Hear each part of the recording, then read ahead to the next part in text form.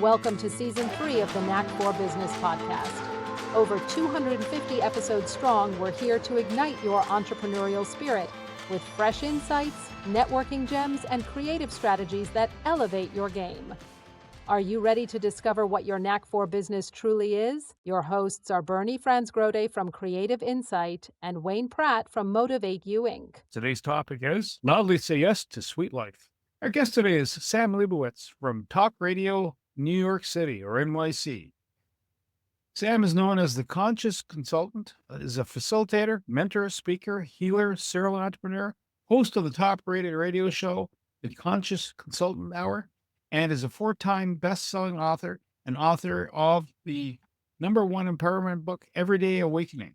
Sam, welcome, and what's your favorite quote or saying, sir? Thank you so much, Bernie. I appreciate you allowing me to come on your show. My favorite saying is that life happens for us, not to us. You're known as the Conscious Consultant. What does that title mean to you? What does it represent? It's quite interesting how that came about, because I've been a coach, a mentor, a business consultant for many years. At the time, I was on my own healing path, my own journey. And I'd taken several different healing workshops and learning different modalities, not because I ever in a million years thought that I'd be able to help other people with this. It was really for my own healing and to help me to deal with some emotional scars from early in life. But then there was that one workshop where you learn some new modality, they pair you up with someone, and I helped this woman release a condition that she had since she was 6 years old. And like the light bulb goes off and it's, like this isn't just for me to help myself. I can use this to help other people. But I'm like, what do I do with this? I'm an entrepreneur. I'm a business coach. What do I do with this? And I just sat with it. And then the message bubbled up and it's, you're still a consultant. You're just a different kind of consultant now. And that's when the idea of the Conscious Consultant was born over 15 years ago. And for me, I adapted it fully.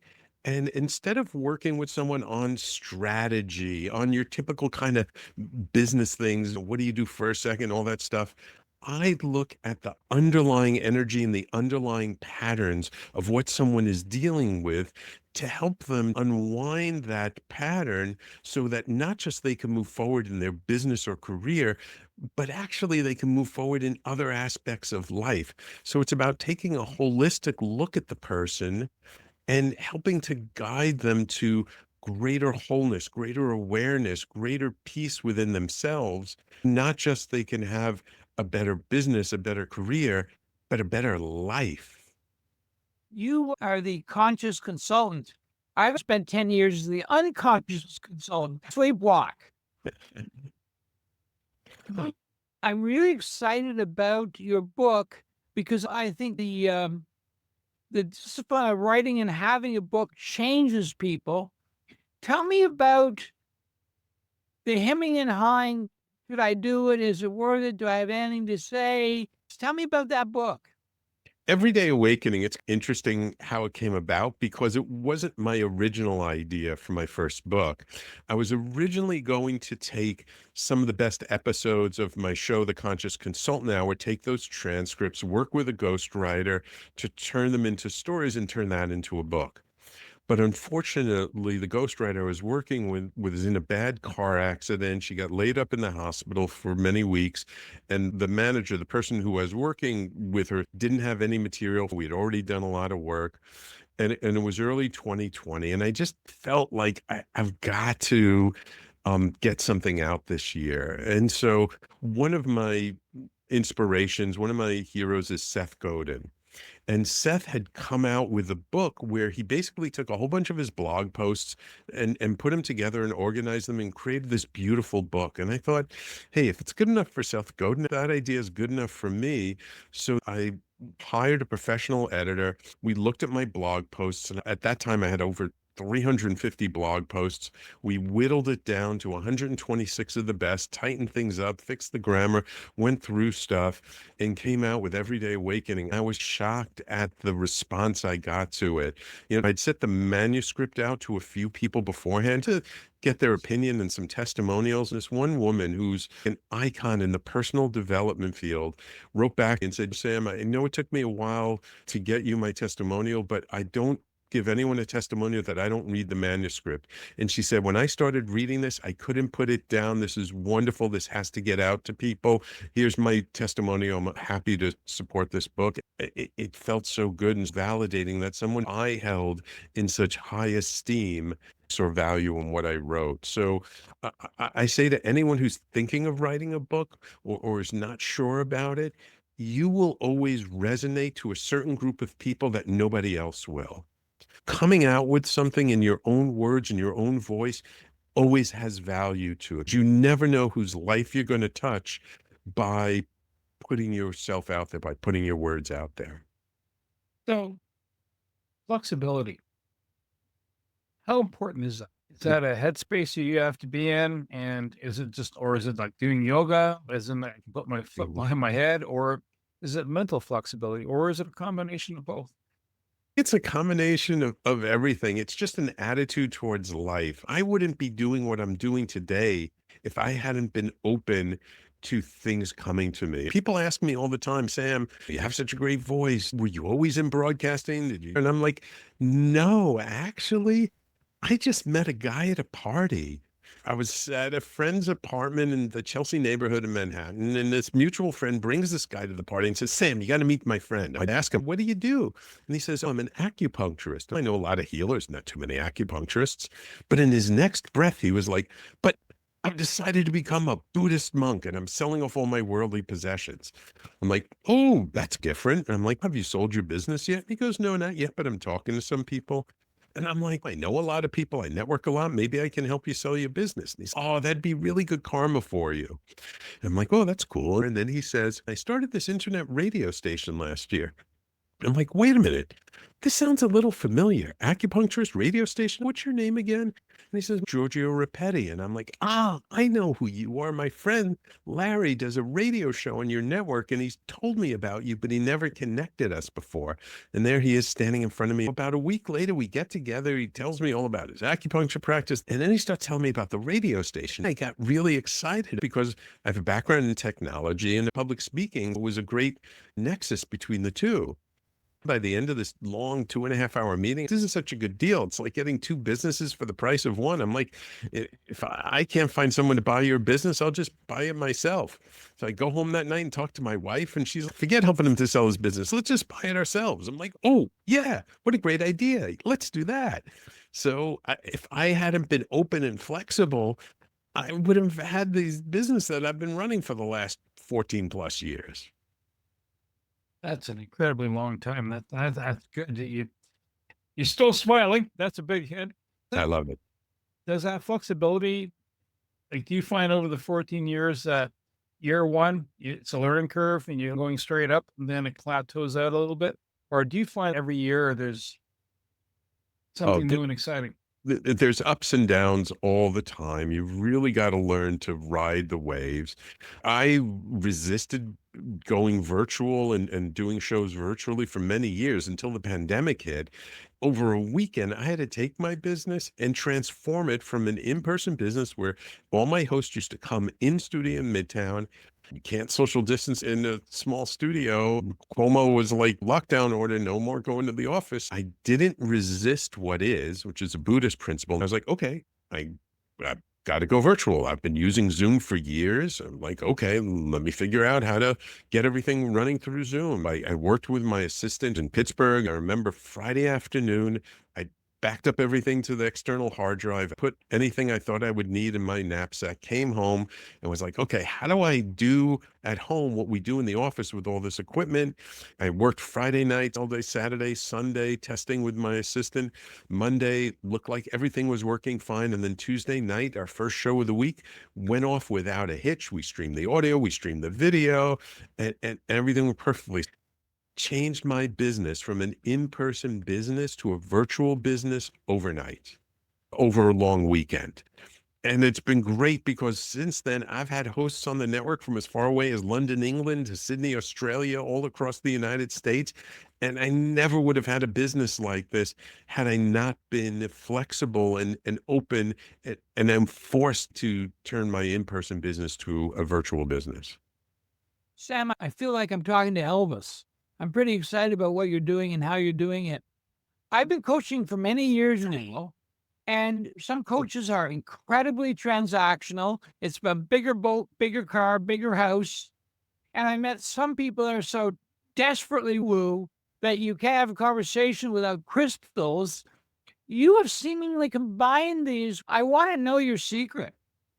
It's funny because over the years, I've had all kinds of readings with all kinds of systems from astrology, numerology, human design. One of the things that's always been a common theme is I have a dual lifeline, meaning I'm very good at having a foot in both worlds. So I can woo with the best of them, but I'm also very practical and grounded in a lot of ways.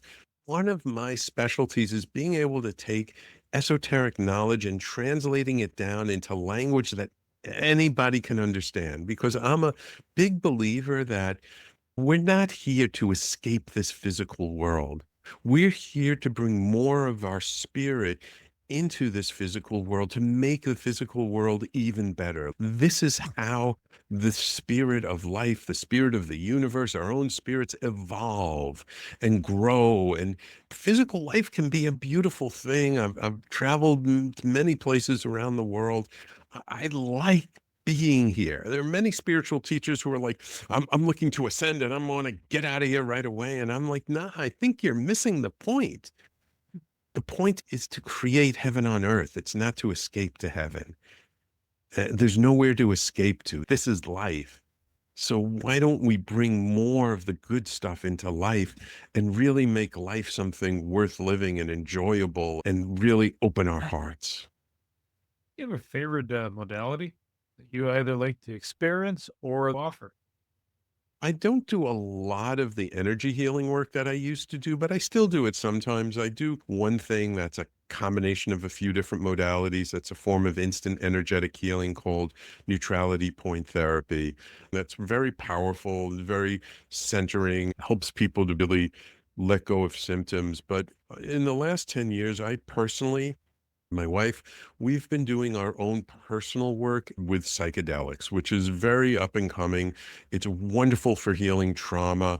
And I've been called much more to participate and support people with it. So now I do a lot with integration, with preparation, with education, because there are a lot of people out there now that it's become a fad who are doing things that actually aren't very safe. I'm on a mission to educate people about a safe way to engage in these sacred substances that indigenous cultures have preserved for generations, even though they were persecuted. They hold the key to our humanity's transformation, but there's a way to do it safely, and there are lots of ways to do it unsafely. I want to make sure that people who engage in that kind of practice learn from the experiences I've had, and especially after you've had a peak experience, it's integrating that into your day-to-day life. Again, it's that idea of, yeah, you can go out there and fly into different worlds, but how is that changing? How is that helping you to have a better life?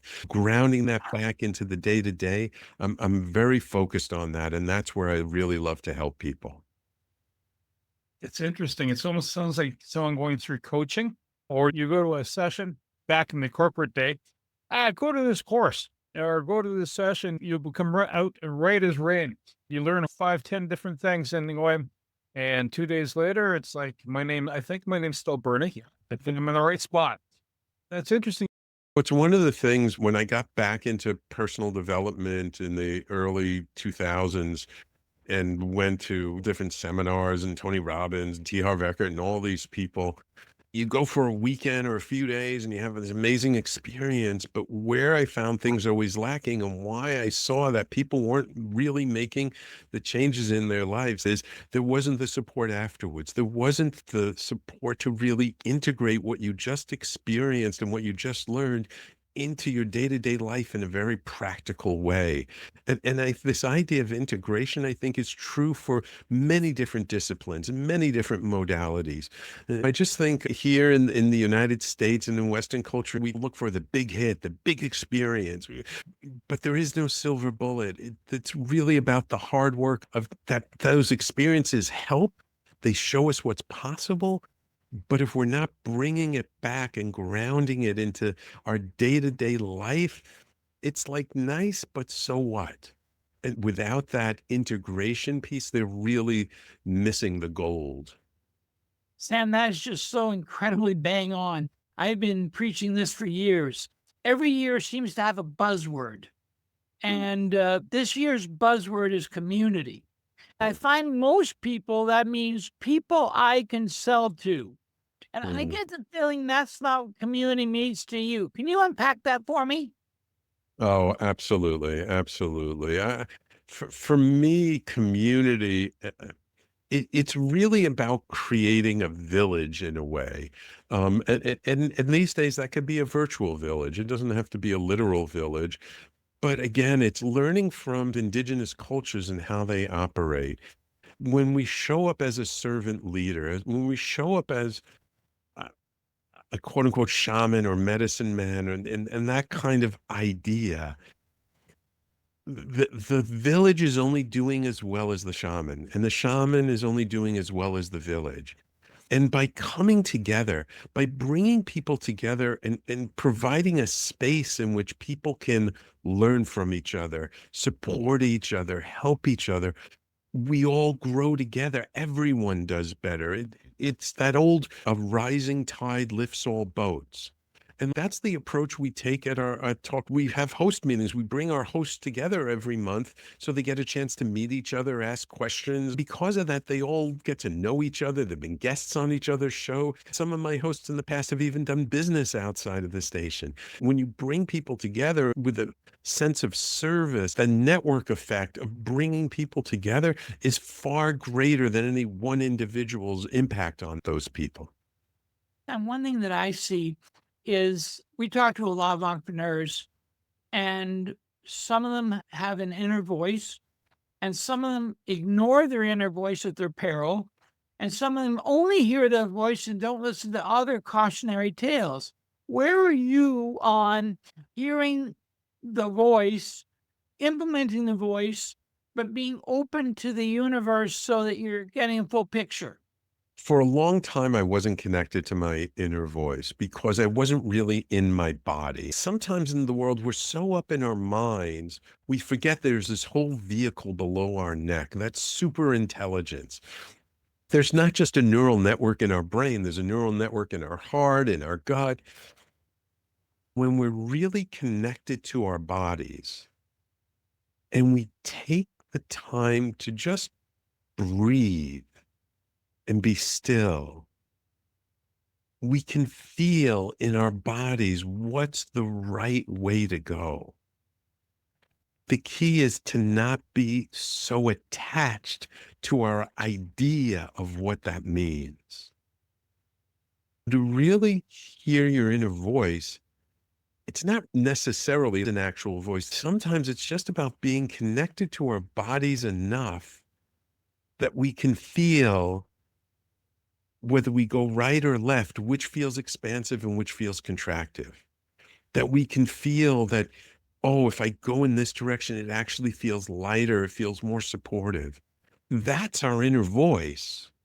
But that inner voice, if it gets a little too specific, that's where you gotta take a step back and just, what's the feeling behind it and whose voice is that really? Because sometimes it's not our voice. Sometimes it's our parents' voice. It's a mentor from when we were kids. But the body never lies. The body is far more intelligent, has access to far more information than the mind. and can actually make decisions in a split second, even faster than the mind can. So the more connected we are to our bodies, we need to give space. We're so distracted these days with our phone, and information is flying at us all the time. To just sit and just breathe, and to turn off all the distractions and just be present to what are we feeling right here, right now. There is so much there. It's so rich. Yet how much time do we actually spend focusing on what does it mean to be present right here, right now? Because that's where everything is, right here in this present moment. So, Sam, I have a question for you. I sense the need to let go of control. So how do you let go of control without becoming out of control? Give me that wisdom. Control is a complete illusion. We're actually only in control of one thing, our choice, our decision. Other than that, do we have control over what life brings to us? We have control over the environment, the weather. No, this whole idea of control is something the mind has made up that it's even possible. This universe is so complex that even the most sophisticated supercomputer could not predict what's going to happen an hour from now. There's so many things going on. So control, we have the most important control, and that's control over our choices. Everything else, any other kind of control, is complete illusion. And so when I work with people, I really try and help them be comfortable with that idea. Because ultimately, when we release this idea of control, we can surf the waves in such a beautiful way. Life becomes much easier, less struggle. It's a much more empowered way to live. It's interesting how you describe that. Going down the highway, driving, I'm in the far left lane, passing lane, and I got a spot up ahead of me, and I'm perceiving that person as dawdling. In fact, they're parallel to the other cars around me. The inner German is going, was ist los? And my wife is looking at me going, you might be missing something. And go, yeah, I still have to find that inner Jamaican. Those are the analogies. But we need to say you're taking a show and you're taking a concept. And even though control is either perceived or it's limited, how do you cast the net? How do you cast the conversation that it will appeal to a target audience? Because you have numerous people on your talk radio, right? And how do you find that? Listen, we just had a previous conversation about the person you're dealing with. They're detail oriented. They're a researcher. They have all their words are precision based. Every word has a strong, absolute meaning, and it's not on almost normal parlance. Then other people are, yeah, you're chilled. You know, you want to know more? I'll dive deeper at it. How do you find that perfect mix? And how do you find that? Here you go. This, what you've got is going to go far. And this is how to explain it to people. That's not to sell them an idea, to solve the problem, but also that they are able to receive it. To me, it's a combination of energy and presence. What kind of guides the energy is the kind of core principles. Like for us at the station, our brand is to uplift, educate, and empower. So that's our core identity, our core principle. When I talk to someone who wants to be a potential host, I look at, is their message uplifting, educational, inspirational, or empowering in some way? And if it's not, then we're not the right solution for them. So we don't have Monday morning quarterbacking on our network. We don't have divisive stuff. So we don't have people talking about politics or religion. Like, I feel there's enough of that nonsense out there on mass media. We don't need to play that game. So there's that core principle, that core energy. And then how do you bring that forward to people? That's with your presence. One of my teachers says, who you are speaks so loudly that people will those people that resonate with you will be drawn to you automatically. It's not necessarily about getting every single word right because we're human beings. But when we lean into that energy, when we lean into who we are, and we're as authentic as we can be, people feel that. They hear that in our tone of voice. They sense that from how we show up in the world. And the people who us being who we are resonates with are going to naturally be drawn to us. And not only are they going to be drawn to us, they're going to come back over and over again. And when they really love our message, they're going to be like telling their friends, oh, they're wonderful. This person is great. You got to listen to her. You got to listen to him. So to me, it's really being in our truth and just expressing from that place that's deep inside of us, knowing that it's not going to resonate with everyone. And that's okay, because there's billions of people on the planet. We don't need to resonate with everyone. We just need to resonate with the people whose lives we really want to touch. Sam, I'm thinking of James Clear and Atomic Habits. And at first I was a little shocked. And it says, don't tell me about your goals, tell me your habits. So can you tell me a habit that every business owner should be developing to stay grounded? Yeah, so there are many, but a couple I'll just mention is the first is remembering your breath. Just take a breath in between meetings. Just before you switch from one thing to another, give yourself a little space by breathing instead of rushing into one thing or another. Another thing is being mindful of how we enter into a relationship. Everything is a relationship. How do we enter into working with a vendor, working with a client? How do we enter into a meeting? How do we enter into an interview? How do we enter into anything? Because the way we enter into the relationship creates a certain energy, which will then be the underlying energy of that whole relationship. How we enter into something, if it's difficult, if it's challenging, that whole relationship will have a difficult, challenging energy about it. But if we're at peace and if we're present, then we'll be at peace throughout the relationship. Being mindful and intentional about our choices and decisions. Is this choice really going to serve ourselves, those around us, our community, our and life in general, and the world in general? Is this decision going to make the environment better or make the environment more toxic? Is this decision going to cause less stress or more stress? Is this decision going to really uplift us, or is it going to just take us off in a direction we don't really want to go? So being really mindful and intentional around our choices, that's one of the most valuable things we can do. Sam, you mentioned earlier a phrase that I really resonate with, a servant leader, which seems like the antithesis of the American way, the drive, drive, drive. Tell me about servant leader. It's interesting you talk about that American mentality of go, produce. Being hyper productive is great for society. It's lousy for the individual. It decreases our quality of life. It decreases our health. It gives us more stress. But when we take the time to look at the whole situation, to look at how we can really serve, that's different than being super productive. That's about being really mindful. And I think it was Zig Ziglar who made the famous quote that if you help enough other people to achieve their dream, you'll never have to worry about your own dreams.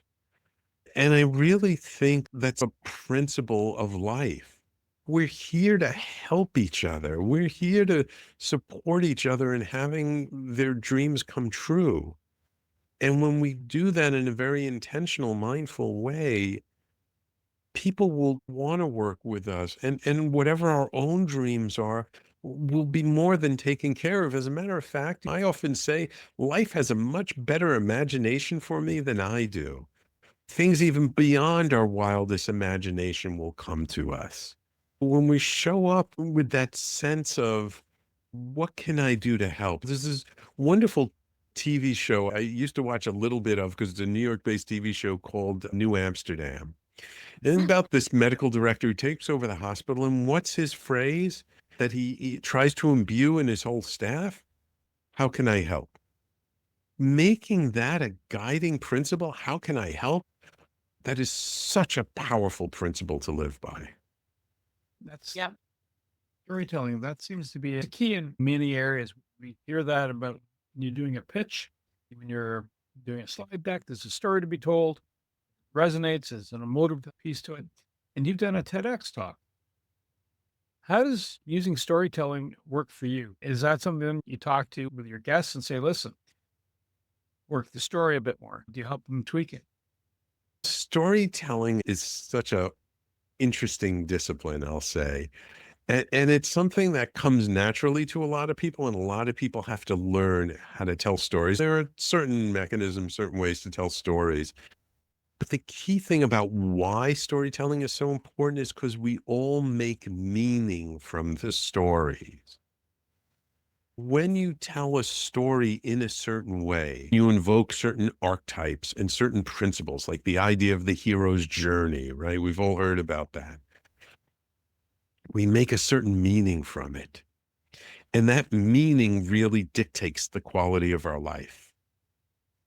So storytelling for me is a vehicle to help us make a better meaning out of what we're engaging in. When I hear people tell stories, I'm listening for what's the meaning they're making from it. And is that meaning uplifting, educational, or empowering? And is it really the type of meaning they actually want to make from the story? Because sometimes when people aren't very good storytellers, they have an intention to make a certain meaning, but the way they tell their story, they're actually not making that meaning. And so it's being mindful of that energy, the meaning we want to make, and how do we tell the story to bring our listeners, our readers, the people who are following us. It's all about the journey and the meaning we make from it. One thing that excites me, that resonates with me, is you talk about intuition. At what price do they pay for ignoring it? And how do they strengthen it if they know it's an actual gift? It's so funny. If you talk to anybody who's had some bad accident or had something bad happen to them, and you ask them, did you have any inkling this was going to happen? Almost all the time, you'll hear people say, I had this feeling in my gut that something was going to go wrong, but I didn't listen to it. To me, it goes back again to the body, right? The body knows, the body senses whether something's going to go right or wrong, but we don't always listen to it. And when we listen to it, 90% of the time, things work out better. And when we don't listen to it, that's when things go wrong. But how do we strengthen our intuition? Some really simple exercises. Like I used to do this years ago where I was really working on my intuition. Like I would just ask myself a question that I couldn't know logically the answer. Just ask the question, is it right or left? Is it on this side of the street or that side of the street? And then I would be like, oh, what comes first? Oh, it's on the other side of the street. Okay, I'll cross the street. I'll walk down the other side of the street. I'll look for that store I was looking for. And sometimes it's right and sometimes it's not. But by exercising that muscle, we build it up. And then over time, it becomes right more frequently. Now, look, is anything 100%? No, absolutely not. But the more we use it, the more we pay attention and listen to it, we get to learn, oh, it felt this way and it was right, or it felt a little different and it was wrong. And then we learn to feel into the different choices and information that we're getting. And then we can learn to anticipate whether that information is going to be right more often than not. If you hope people take away one thought or one yes for their journey, what would that one thought be? So besides like sitting with things and learning to develop a longer attention span. It's giving yourself time and space to stop rushing into things. Because when we rush into things, we usually make poor decisions. Someone told me long ago that I don't actually know what I'm feeling in the moment. And that the best thing I can do when someone's pressuring me for a decision is to sleep on it. And it's absolutely right. And I think a lot of people this is true for. In the moment, we can get caught up in the story and the excitement and then make a decision that's not in our best interest. But if we step back and say, you know what, I just need to sleep on it, and we give ourselves that time and space, we can make much better decisions. And so that's the thing I feel a lot of people, especially in business, give yourself some time, sleep on it. Don't make the decision right away. Things are always more clear the following morning. Sometimes it's when we're in the shower in the morning, when the best ideas come to us. Sam, for people listening to this, what is the one thing that you would say Talk Radio NYC provides that would have their gaze and go, hey, this is the thing? Thank you so much for that question. It's a wonderful question. At talkradio.nyc, we're really a one-stop solution to help people have their own online show and more visibility. And we handle all kinds of stuff for our hosts, like promotions and production, distribution, analytics, so that our hosts can really just show up and do their genius and then go about their day, and we handle all the nitty-gritty detail. A podcast often takes a lot more time than people realize. It takes a lot more attention. So we take a huge chunk of that time off their plate so they can just focus on the part that they really love, which is their content. And all the technical stuff, it's a whole different thing. What's your genius? Do your genius, and everything else outsource. Hire other people who are geniuses at that. And what we're geniuses at are creating great shows, helping people to support each other and create more visibility and getting the word out there. So don't try and figure it all out on your own. Is your time really worth spending on what's the best channel to get out on, or the best microphone to get, or is your time better spent focusing on your next big idea, your next thing that's really going to serve your audience? That's what we do. We make it easy for people. I know you've whetted my appetite. If our listeners want to hear more, how do they reach you? So the best way to reach me is by email. My email address is real simple. It's sam@talkradio.nyc. The website is talkradio.nyc. If you want to learn more about my personally branded stuff, it's The Conscious Consultant. And I'd be happy to get any feedback from your listeners or anything I can do to support them. I'd be more than happy to. Thank you to Sam Liebowitz, my co-host Wayne Pratt, and you, the Knack for Business listeners. If this has sparked the inner soul of you and you have a message to share and you want to enlighten the world, reach out to Sam. He'll help spread your message. To reach the podcast hosts, email them at info@creativeinsight.com or by the website creativeinsight.com, spelled KREAVISIH.com. To reach Wayne at his email, wayne@motive8u.ca, that is MOTIVE, the numeral 8 and the letter U.ca, or his website, motive8u.ca. If you would like to be a guest on this podcast and share your knowledge, let us know. We would also appreciate your feedback on the content or format. Check the show notes for more details. For these podcasts, we like to acknowledge the support and thanks to the following people. Carl Richards from Podcast Solutions Made Simple, a renowned podcast expert. Fred Crouch, who is the Property Wizard podcaster, where Bernie is a co-host. Jovan Strika from At Hive, a co-working space that is more than just a space. Then Melanie Weber, Bernie's invaluable business partner, and Wayne Pratt from Motivate You Inc., who serves as both a coach and co-host of these podcasts. Disclaimer. Please note that the Knack for Business podcast episodes are meant solely for educational and general informational purposes. The information and opinions contained within are not intended to be professional advice on any subject matter. The thoughts, views, and opinions expressed by the participants are their own personal beliefs and do not represent the views of the podcast hosts or any affiliated organizations. It is important to note that this podcast is not a replacement for consulting with certified experts in your area who possess knowledge of your unique situation. The hosts of the podcast, along with any participants or affiliated groups, do not take responsibility for any actions taken or not taken based on the information presented in this episode. It is highly recommended that individuals seek guidance from their own personal advisors in fields such as accounting, law, or other pertinent areas prior to undertaking any actions or making decisions that may impact their financial, legal, or other aspects of life.